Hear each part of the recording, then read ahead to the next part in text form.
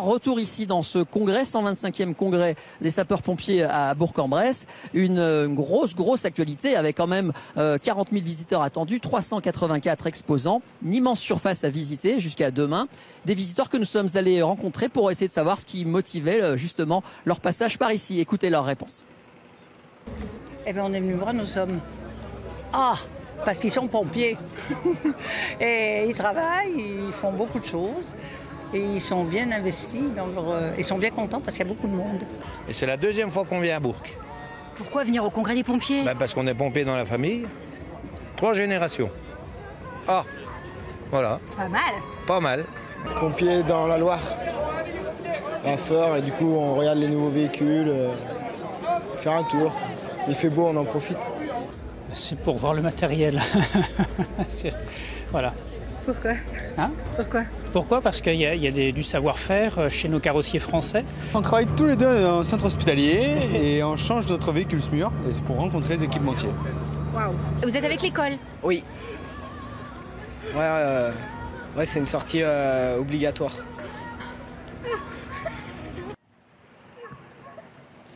Bonsoir Eric Faure, vous êtes le président de la Fédération nationale des pompiers, vous êtes le premier représentant de cette corporation, on peut dire ça comme ça? Tout à fait, bonsoir. Bonsoir, alors je vous remercie d'être là parce que vous étiez il y a quelques instants avec Gérard Collomb, le ministre de l'Intérieur, votre ministre, et vous l'avez quitté pour nous rejoindre, donc vraiment merci.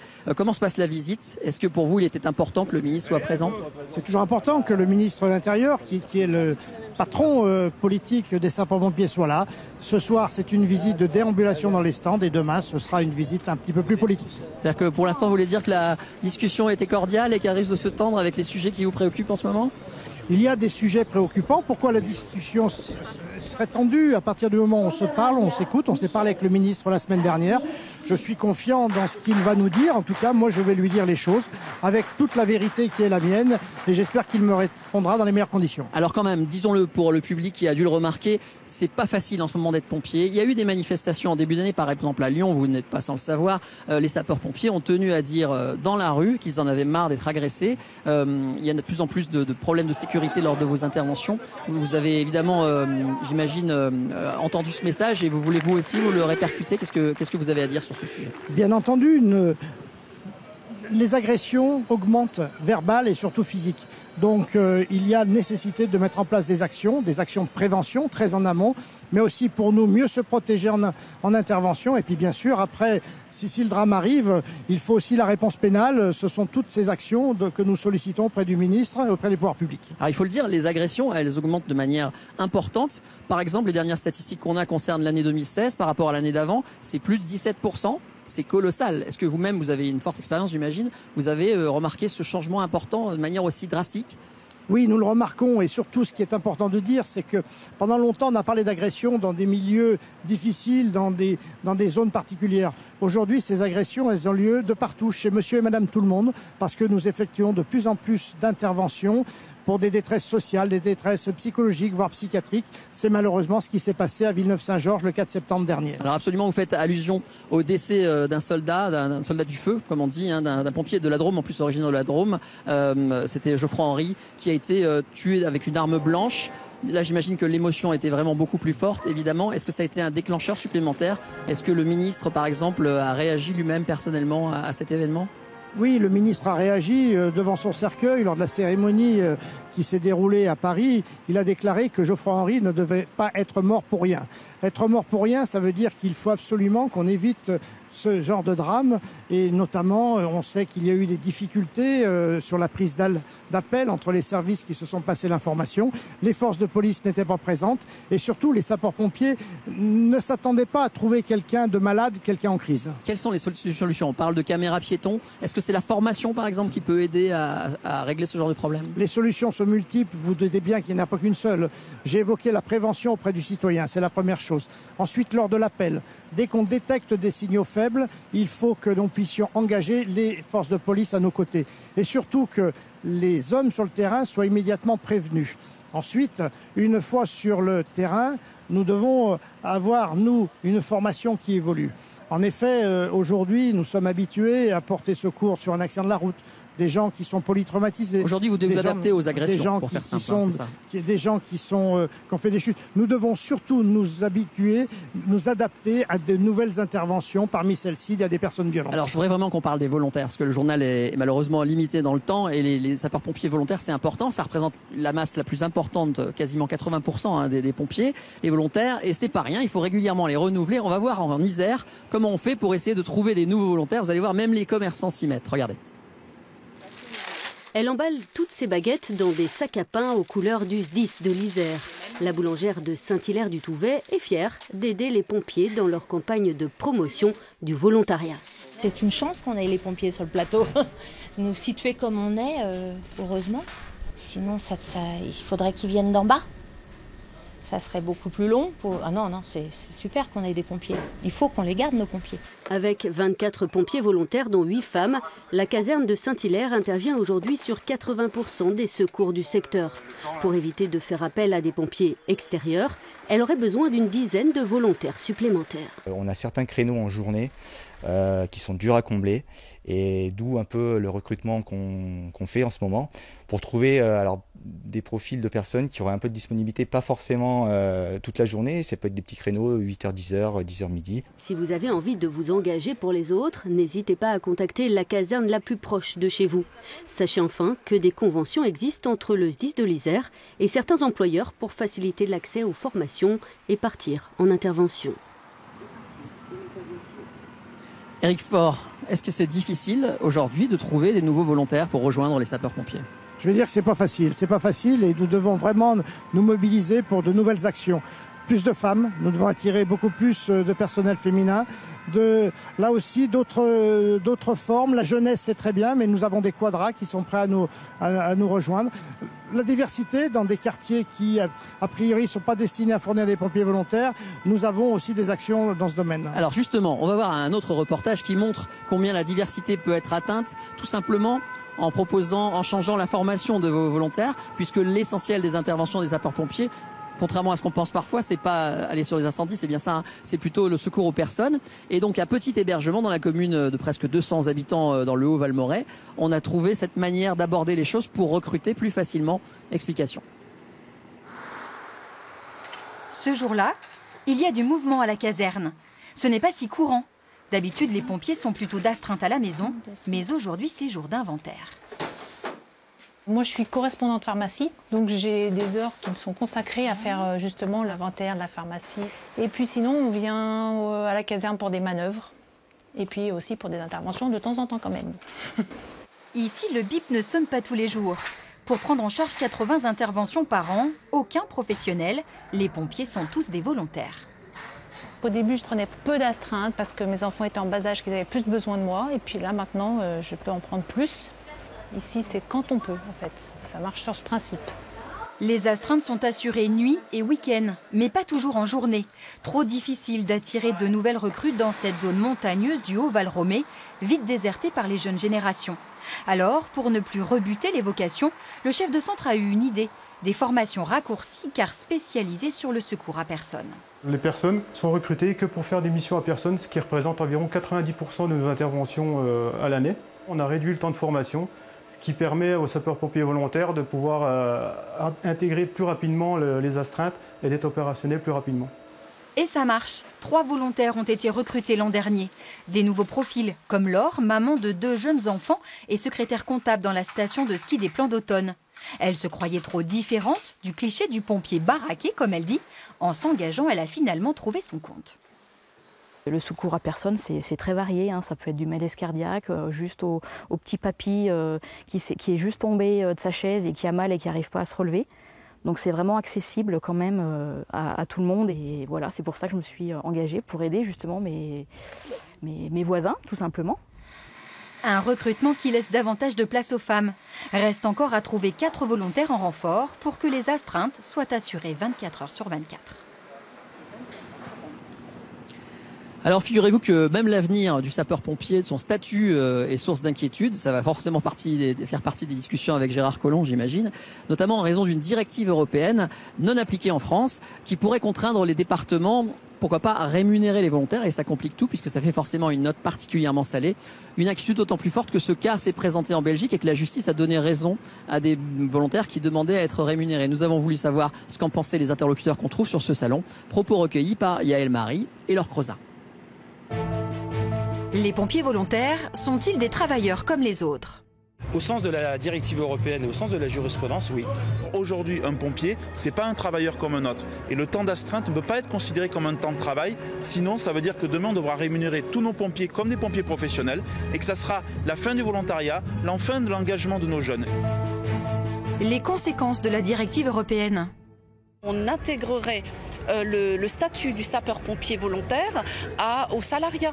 Et donc dans cette configuration, avec un temps de repos, avec un paiement, et aujourd'hui les conseils départementaux sont dans l'impossibilité budgétaire d'embaucher autant de personnes. Quand vous faites 40 heures de semaine de travail, si pour aller à 48 heures qui est la durée maximale, il ne vous reste plus que 8 heures à donner à la sécurité civile, au secours, aux autres, vous voyez bien que notre système risque de s'effondrer.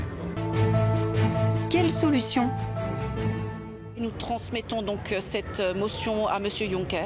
On lui demande une nouvelle directive qui sanctuarise un statut de bénévole pour toutes les forces de sécurité et toutes les forces de secours d'urgence. Une nouvelle directive, c'est possible, mais il faut avoir une volonté politique. Le président de la République doit porter cette initiative devant la Commission et devant le Conseil pour dégager une majorité. Aujourd'hui, il y a une jurisprudence, il faut appliquer la jurisprudence. Alors, selon vous, Éric Faure, quelle est la conséquence possible si cette directive européenne est appliquée? Quel est le côté le plus néfaste de cette possibilité? Tout simplement, le sapeur-pompier volontaire, qui est aujourd'hui un citoyen engagé, deviendrait un travailleur. Devenant un travailleur avec son activité principale, c'est du cumul d'activités. Ça a été dit dans votre reportage, il y a des durées horaires à ne pas dépasser. Et c'était simplement la mort de notre système actuel. Donc beaucoup moins de sapeurs-pompiers volontaires. Un secours de proximité qui disparaît, puis plus de capacité de monter en puissance en cas de crise, en cas de catastrophe. Ça veut dire que le message, clairement, pour vous, c'est non, hein? On a bien compris. Clairement, c'est non depuis plusieurs années. Et nous demandons clairement que la France demande à l'Europe. Nous ne sommes pas les seuls, parce que nos amis allemands, pompiers allemands, font la même chose. D'autres pays européens également. Donc, il faut que la France propose une nouvelle directive, de nouveaux dispositifs, tout simplement parce que depuis 2003, cette directive date de 2003, le monde a changé. Plus de catastrophes naturelles, le terrorisme, nous avons des besoins de protection des populations qui a changé. Et ce serait quand même stupide que pour vouloir mieux protéger des acteurs, on protège moins le citoyen.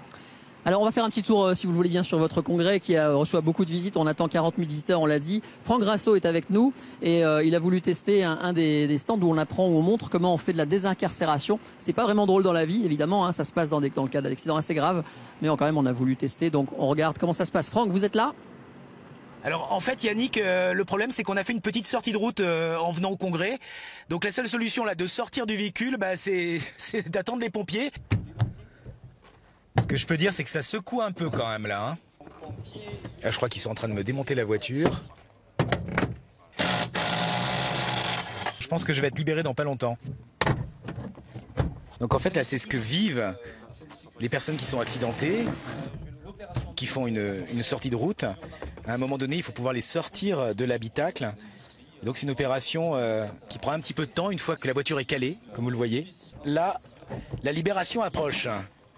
Elle était assez dure quand même, celle-ci. Oui, parce qu'on tourne sur du plastique, donc un peu plus compliqué à faire. Mais on y arrive quand même.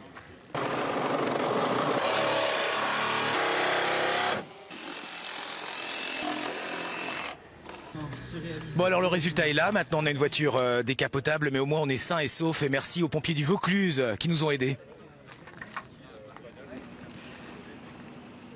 Merci Franck et merci d'une manière générale aux sapeurs-pompiers qu'on est bien content de trouver, notamment dans ces cas-là. Sans eux, comment ferait-on? Alors parmi les pistes d'amélioration du quotidien, du travail des pompiers qui sont très sollicités justement, il y a cette idée du rapprochement des centres d'appel entre les pompiers et le SAMU, on appelle ça croiser les régulations, hein, on peut dire ça comme ça. On va vous montrer un exemple parce que ça marche, ça existe parfois. Reportage à Bourg-en-Bresse au centre commun de traitement et de régulation des appels. Reportage signé Franck Grasso et Laure Crozat. Des blancs, des rouges, des médecins, des pompiers. Sur le terrain, c'est une même équipe. Il faut sauver des vies. Mais en coulisses, une sorte de concurrence plane sur l'organisation des secours en France. Certains tentent d'y remédier. Allô, le SAMU. Depuis, vous faites des malaises. Ici, donc, en fait, les blancs sont chez les rouges. Le 15 vit à 2 pas du 18 et du 112. Seule une vitre sépare le SAMU des pompiers. D'accord, je vais envoyer les pompiers. Une plateforme commune lancée voilà 14 ans dans le département de l'Ain. Un exemple de coopération. Le premier avantage, c'est de se connaître. Donc les hommes et les femmes qui travaillent de part et d'autre peuvent échanger quotidiennement. Et en cas de situation exceptionnelle ou particulière, ça permet de débloquer facilement ces situations. Ne quittez pas, Une alerte est arrivée au 18. C'est un malaise lors d'un cours de gym. Comme un réflexe, les pompiers ont pris la route. Mais est-il nécessaire d'envoyer un médecin? L'appel bascule dans la salle d'à côté vers une assistante de régulation médicale. Oui, bonjour le SAMU, les pompiers sont en route. Dites-moi, qu'est-ce qui se passe? L'avis du médecin régulateur suivra. Il déclenchera peut-être une équipe du SMUR, basée à 4 km de là, au centre hospitalier. On attend d'abord le bilan des pompiers. Dis-moi. Alors, une dame de 68 ans. Oui. Qui aurait fait un petit malaise sans perte de connaissance. Pour cette fois, la prise en charge restera entre les mains des rouges. On évite ainsi les doublons. Être colocataire, c'est se connaître, se comprendre, se respecter. On partage quand même beaucoup de choses en commun finalement. Donc les oppositions qu'il peut y avoir, finalement, elles n'ont pas beaucoup lieu d'être. Il y a des guerres de chapelle, on sait un peu dans un certain nombre de départements, mais l'intention reste quand même assez proche, quoi. Donc voilà, donc il n'y a pas lieu de se battre vis-à-vis des patients, des victimes, c'est inutile. Bientôt, ce monde des secours prendra place dans une seule et même salle, 240 mètres carrés pour mieux dialoguer. Les réunions se suivent pour préparer l'alliance sur un même plateau.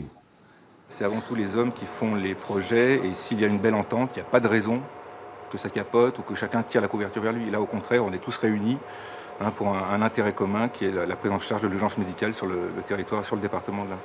Certains diront que cette mutualisation n'est pas possible partout, qu'ailleurs le passé a écrit l'histoire des secours autrement.